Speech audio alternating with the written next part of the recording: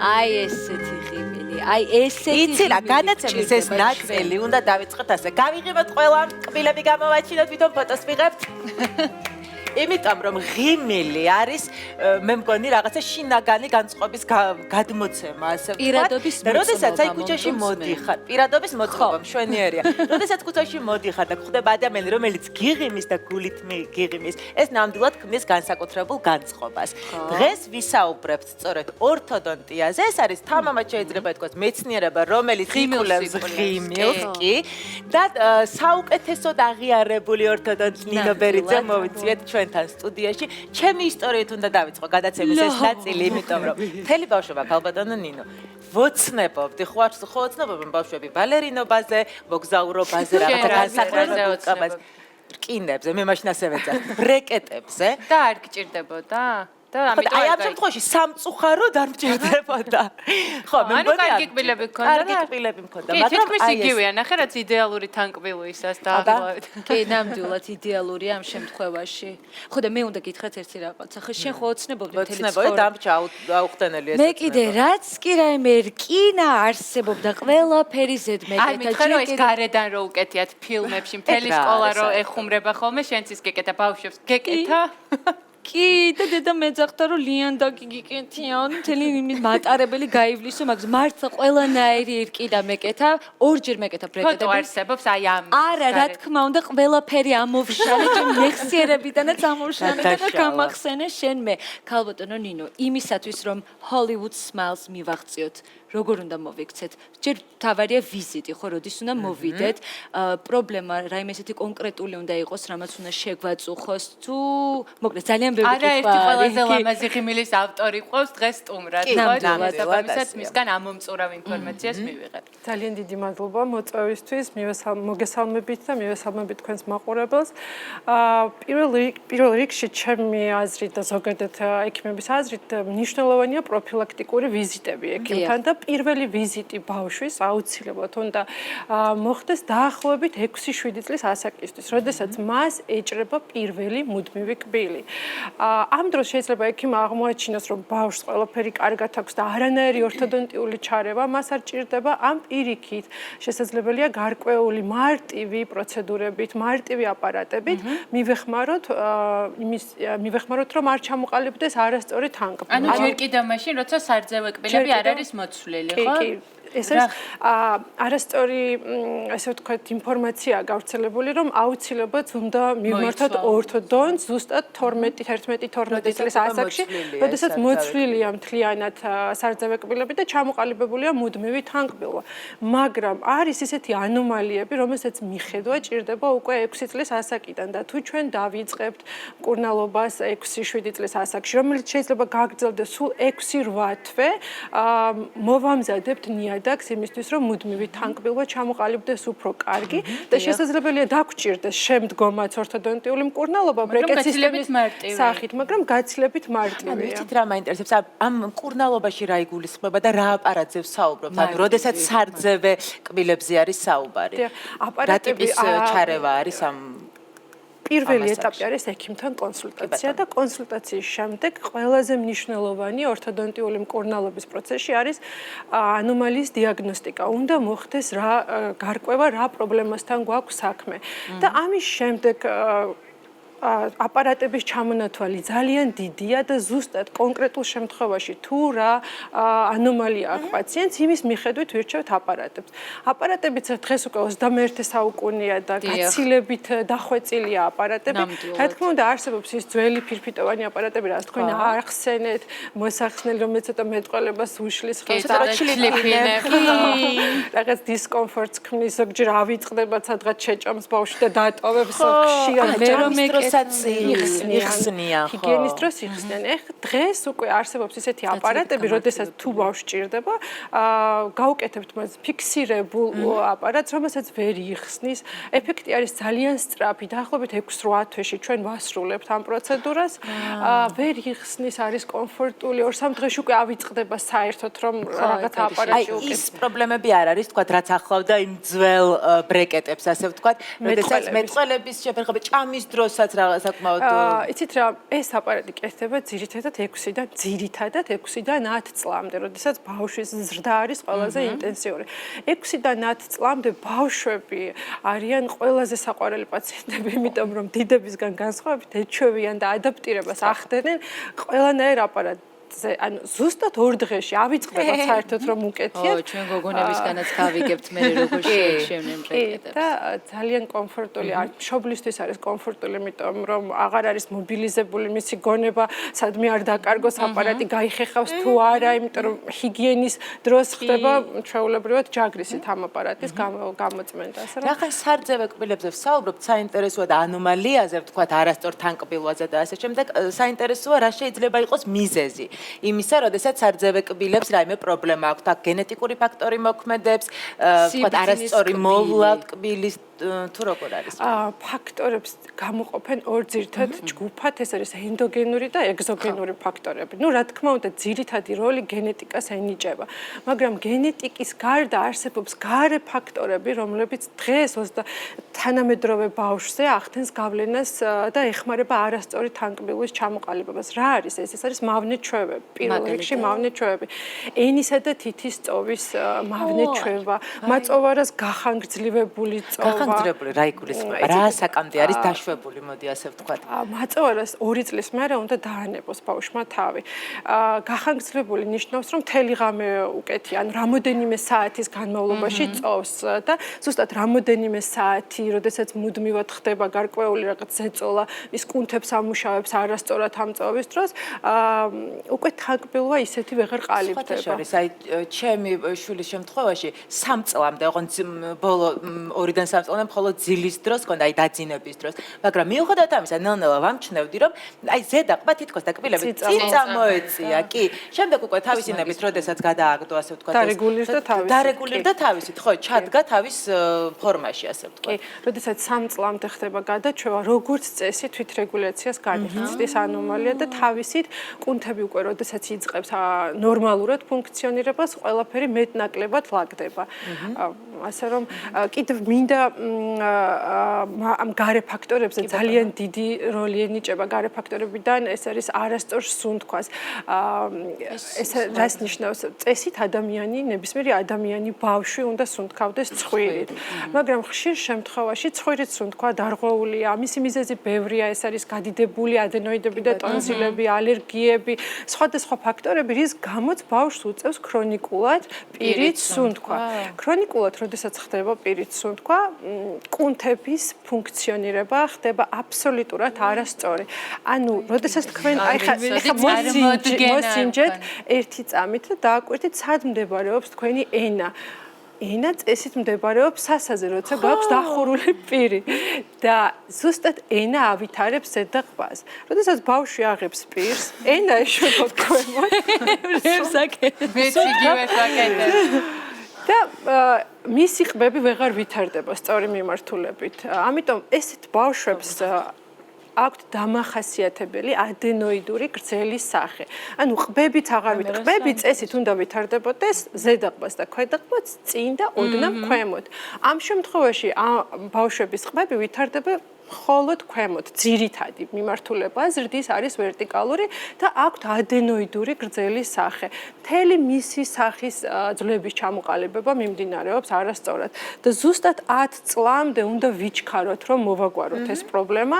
ჩვენ რა თქმა უნდა თანამშრომლობთ ყელყურის სპეციალისტებთან, პედიატრებთან და კომბინირებულად უნდა აღმოიფხვრას ეს პრობლემა. მე მხოლოდ მექანიკური ჩარევით ვერაფერს ვერ გავხდები თუ ბავშვს მაინც პირი აქვს. აი არასწორ თანკბილვასთან დაკავშირებით მინდა გითხოთ კიდევ ერთი სიბრძნის კბილი, იმიტომ რომ მე როგორც მსმენია, ევროპაშიც არის ესეთი გამოცდილება, როდესაც სიბრძნის კბილი აპირებს ამოსვლას, შეიძლება ამოსულიც არ იყოს, არ ეკითხებიან, მე მგონი პირდაპირ აცლიან, იმიტომ რომ არ შეუშალოს ხელი შემდგომში, როდესაც ჩვენ როდესაც ბრეკეტებს ვიკეთებ, დიდი საფრთხე არის, რომ გასწორებულზე უცებ ჩამობრდადნენ შეიძლება მანამდე არ იყოს ბრეკეტების საჭიროება და მერე გაჩნდეს, ხო, სიბრძნის კბილის ამოსვლასთან ერთად. ნამდვილად თუ კი, არა? ბრეკეტების საჭიროება შეიძლება გააჩნდეს მოგვიანებითაც, როდესაც დაიწყება ცვეთა, ღრძლების პრობლემები, ხდება კბილების გადაადგილება, მაგრამ ამ შემთხვევაში რაც შეეხება სიბრძნის კბილებს, დღეს ითვლება, რომ სიბრძნის კბილები ადამიანს ნამდვილად არ ჭირდება.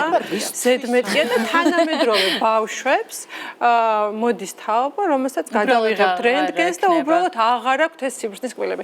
ეს ჯერ ცოტაა, მაგრამ ტენდენცია იზრდება და რატომ? იმიტომ რომ ადამიანი ისე აღარ ღეჭავს, როგორც ისეთ მაგარ საკვებს აღარ იღებს, როგორც ადრე. შესაბამისად, ამდენი კბილი აბსოლუტურად არ ჭირდება და ნელ-ნელა ევოლუციის შედეგად ხდება კბილების შემცირება.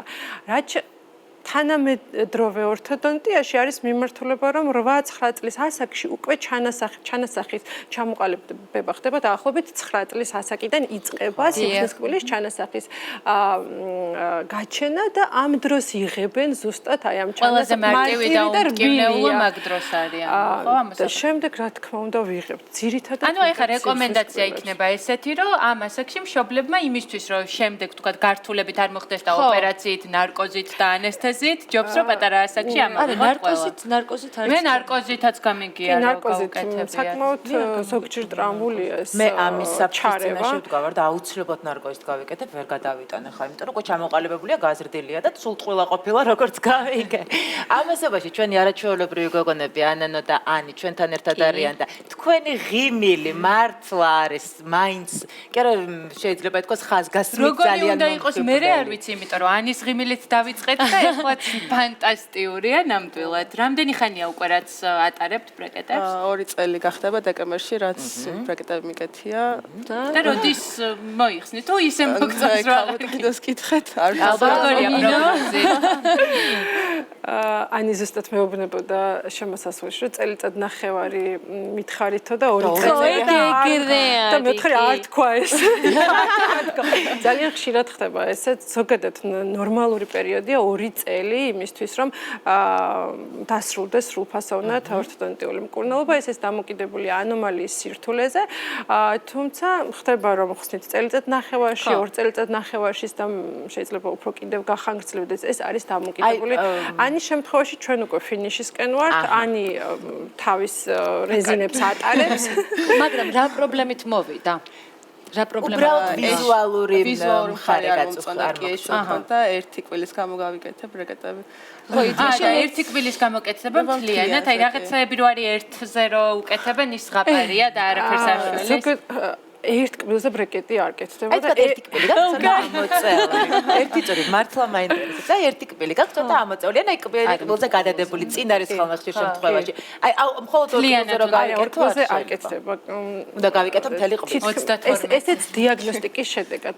აი მაგალითად 6 წლის ასაკიდან როდესაც ვიწყებთ მკურნალობა, შეიძლება ბავშვს ამოჭრილი აქვს 4 მუდმივი კბილი, ამ დროს სადღაც 7 წლის ასაკში და ბრეკეტებს ვაკეთებთ წინა 4 კბილზე და მუდმივ მეექვსე კბილებზე, მაგრამ ზრდასრულ ადამიანს პაციენტს ყოველთვის გონია, რომ აი ერთი კბილის პრობლემა მაქვს, მაგრამ როდესაც აკეთებ ბრეკეტებს ცვლიყბის ფორმას, აუცილებელია რომ მისი ქვედაყბაც ან ზედაყბა პირიქით სრულფასოვნად იყოს მორგებული ანტაგონის ყბას, ასე რომ ერთი კბილის პრობლემა ნიშნავს, რომ მკურნალობთ რეალურად მთელ ყბას და მკურნალობის მეთოდებია განსხვავებული ამ შემთხვევაში. ანანო შენთანაც ერთი იყო და ანანოს როგორი ბრეკეტები აქვს? კი არც ჩანს, მე მგონი მაყურებელი არც ვიცი იცი რა, ანანო ვინაიდან და რადგანაც არის მომღერალი, რა თქმა უნდა მაგაზე მეტყველებს, რომ ძალიან ისეთი მაქსიმალურად გამჭვირვალე ყოფილიყო. თორე ალბათ შენც გაიკეთებდი ესეც თუ არა?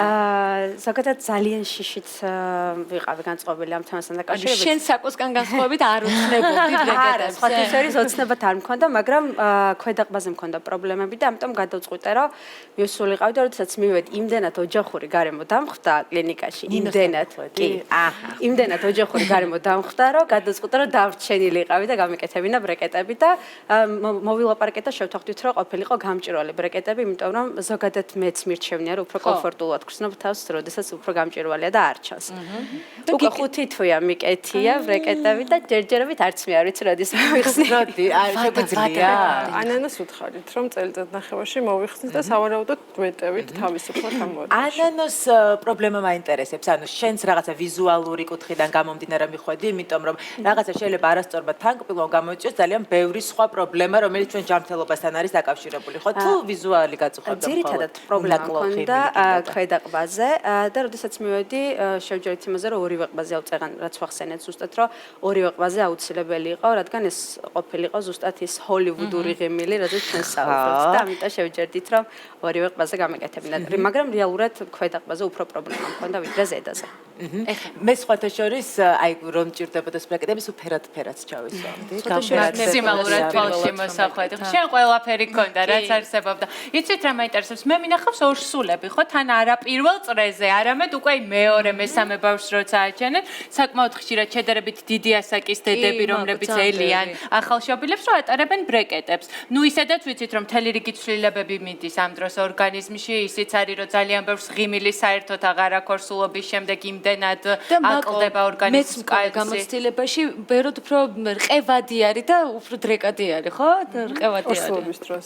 ხო და ამიტომ იკეთებენ ამ პერიოდში? მე პირადად არ მიყვარს ორსულებთან მკურნალობის დაწყება, ორთოდონტიური მკურნალობის და ეხლა ჩვენმა პაციენტმაც იმშობი არა, მაგრამ უბრალოდ დაწყებული ქონდა მკურნალობა და გავაგრძელეთ. როდესაც დაწყებული გაქვს ორთოდონტიული მკურნალობა, რა თქმა უნდა, მე არანაირი პრობლემა არ არის, იმიტომ რომ ის უკვე მისთვის მისი ნაწილია ორგანიზმის და არანაირი უცხო სხეული არ არის. მაგრამ აი ორსული რომ მოვიდეს? ორსული რომ მოვიდეს, არ ვიწყებ მე მკურნალობას, იმიტომ რომ გჭირდება რენტგენოლოგიური გამოკვლევა და რატომ უნდა დავასხივოთ ზედმეტად ორსული დედა და ორსულები გაცილებით სენსიტიურები არიან, ვიდრე არაორსული ადამიანი, ხო, დედა, ქალბატონი და როდესაც ეს ამ დისკომფორტს გაცილებით რთულად ეგუება. მე არ ვხედავ 8 თვეს, 9 თვეს იმ კრიზისულ დროით, რომ ვერ მოითბინოს და მე არ დავიწყო. მაგრამ აი ის რაც ელენემ თქვა რომ უფრო დრეკადი ხდებაო და ალბათ გონიათ რომ შედეგს უფრო მალე მიაღწევენ რეალობასთან არის. ანუ დაამთხვიონ, დაიწყო და მე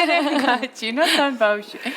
მე ჩემი პოზიცია ეს არის რომ კატეგორიულად არ ვიწყებ ორსულებთან, უბრალოდ ორსულ დედას და კიდევ დედებს მინდა აუცილებლად უთხრა ნიშნულობა სარძევე კბილების, რაც არის დაკნინებული ზოგადად დამოკიდებულება სარძევე კბილების, მაინც მოიცვლის, მაინც ამოსაღებია, მაინც ახალი ამოვა და ისე მოვლა არ ხდება სათანადოდ სარძევე კბილების, როგორიც უნდა იყოს. აი როგორი უნდა იყოს ეს სათანადო მოვლა. მოდით დავიწყოთ რა როლი აქვს სარძევე კბილს ნორმალური თანკბილის ჩამოყალიბებაში. პირველი გარდა იმ ფუნქციებისა, რაც არის ჩაკბეჭვა, ღეჭვა, ყლაპვა, მეტყველება და ესთეტიკა, თავდაჯერებულობა, რაც პატარას აქვს, როდესაც მას აქვს ლამაზი ღიმილი, ის გაცილებით თავდაჯერებულია. და ყველაზე მნიშვნელოვანი როლი ამ ყველაფერთან ერთად არის სარძევე კბილი უნახავს სივრცეს მუდმივ კბილს და მისი ნაადრევი ამოღება იწვევს პრობლემებს. როდესაც ამოღებულ ადგილას გადაადგილდება დანარჩენი სარძევე კბილები, გადაადგილდება ჩანასახების მიგრაციაც ხდება ამ დროს და სივრცე უბრალოდ აღარ რჩება ნორმალური სივრცე, რომ ამოვიდეს მუდმივი კბილი და უკვე ეს პაციენტი, რა თქმა უნდა, ძალიან დიდი რისკის ქვეშ არის, რომ მას ჩამოუყალიბდება არასწორი თანკბილვა. პროფილაქტიკა არის ყოველთვის ყველაზე მარტივი და ყველაზე ფინანსურად შესაძლებელი, ხო, მშობლისთვის. ამიტომ ვიზრუნეთ თქვენი ბავშვების პირის მიმართვა მშობლებს და გაითვალისწინეთ აუცილებლად. ახლა რაც შეეხება თვითონ ბრეკეტების მოვლას. ბუნებრივია ალბათ საუკეთესო შედეგი სწორედ დამოკიდებულია იმაზე, რამდენად დამჯერი არის პაციენტი, რამდენად ზედმიწევნით ასრულებს ექიმის მიცემულ დავალებას და ასე შემდეგ. ანი, შენ შემთხვევაში როგორ არის? ჯერ როგორ უვლი, როგორ შეეგუე, იმიტომ რომ ქალბატონი ნინო საუბრობდა, რომ ახლა თანამედროვე დროში არ არის თქვა რაღაცა დისკომფორტი, მაგრამ პირველი ჩასმის დროსაც არ ქონდა. კი, რაღაცა უსიამოვნო შეკითხვა. რა თქმა უნდა, არის დისკომფორტი, შეჩევის პერიოდი მქონდა, მაგრამ რამდენიმე დღეში გამიარა ეს ყველაფერი, ისე მივეჩვე ხა, ვეღარც ვცნობ რომ მიკეთია, ანუ სარკეშჩახის დროს ხედავ, რომ გახსენდება რომ თურმე ბრეკეტები მაგაკეთებული. კივილი არ იყო, ხო, უბრალოდ დისკომფორტი იყო. კივილი 1-2 დღე არის, კი, რა თქმა უნდა. ნუ მაინც რაღაცა უცხო სხეული არის პირის ღრუში. სპეციალური კბილის ჯაგრისი ხომ არ არის? კი არის გამოსაწმენდად, ჩხირები არის, კიდე ჩოტკიც არის. ძალიან ძნელია მოვლა. რთულია მოვლა. და უფრო რთული წარმომიდგენია, ბოდიში რომ გაწყვეტებთ ანანოს შემთხვევაში, იმიტომ რომ გამჭირვალე და იმიტომ რომ გამჭირვალე არის და უფრო ჩანს, ხო, მეც გამოცდილება მაქვს, მეც გამჭირვალე მქონდა და ძალიან ბევრი მოვლა მჭირდებოდა მე პროფესიიდან. არა, პირველად რომ მეკეთა ეს იყო ისრაელში და მართლა სუპერადფერადი მქონდა და ეს იყო 1-6 წლის წინ იყო და აი ესეთი კარგი ხიმი ხო და შენ როგორ შეეგუე? ნუ თავიდან ერთი მაქსიმუმ 3 დღე რა თქმა უნდა არის ტკივილი, იმიტომ რომ ვერ ეგუები, ნამდვილად უცხო სხეული ხარ და შეუჩვეველი ხარ. რაც შეეხება უკვე შემდგომ პერიოდს, უკვე ეჩვევი ნელ-ნელა ხვდები, რომ ძალიან მნიშვნელოვანია მოვლა, თავიდანვე აუცილებლად ვთანხმდებით ამაზე, რომ ვუვლით ბრეკეტებს, იმიტომ რომ კონდეს რა თქმა უნდა კარგი ღიმილი და არის პატარა ჩოტკები, დაგაკ ყველგან შეგიძლია მარტივად გახვიდე საპირფარეშოში და კონდეს კარგი ღიმილი იქით რომ გამოხვალ, ამიტომ არ ვიცი, ეხა უკვე ძალიან ჩვეულებრივად ვარ. არ წარმომიდგენია, მგონია რომ დავამთავრებ უკვე ამ კურსს კიდე ჩავალ და კიდე ხოლმე, იმიტომ რომ კონსულტაცია რომ დამშვიდე და კი. საბოლოო შედეგი რისთვისაც ვიღწვით, ეს არის ჰოლივუდის ღიმილი. საერთოდ ასეთი ცნება ხო, რაღაცა ყველა მივიღოთ, მაგრამ რეალურია და ჰოლივუდის ღიმილი შეგვიძლია დავიყენოთ, იმიტომ რომ როდესაც ჰოლივუდის ღიმილზე ვსაუბრობ, თურმე აქ საუბარი არა მხოლოდ კბილების სწორ კბილვაზე, არამედ თვითონ აი ღიმილის პირის ღრუს აპარატის დაყენებაზეც, მოდი ასე ვთქვათ, შეიძლება. ჰოლივუდის ღიმილიც დამოკიდებულია იმაზე, რა ჭირდება თავიდან პაციენტს. ზოგისთვის საკმარისია ორთოდონტია. ორთოდონტის მერე დიდ პაციენტებს ხშირად ჭირდებათ ვინირება, იმიტომ რომ არ მოწონთ თავიანთი კბილის ფორმა, ფერი, ჯერ უთეთრებთ, მერე უკეთებთ ვინირებას. ასე რომ ვინირება ეს არის, როდესაც ხდება მინანქრის წინა ზედაპირის მინიმალურად დამუშავება და ზემოდან ხდება შესაბამისი უკვე წინასწარ შერჩეული კბილის ფორმის მიწებება. მარტივად რომ ვთქვათ ესე. ეს არის ძალიან მოდური ტენდენცია და ნაკლებად ინვაზიური. ძალიან დიდი მადლობა იმისთვის, რომ ჩვენთან ერთად იყავით. გისურვებთ, რომ ძალიან მიუხედავად იმისა, რომ კომფორტულია, მაინც მალე დასრულდეს სასურველი შედეგი და მოიხსნა. ისევ ღიმილი. და ვემშვიდობებით ცოტა ხნით ღიმილით ჩვენ მაყურებელს შევხვდებით, რა თქმა უნდა, რეკლამის შემდეგ. დროებით. მადლობა.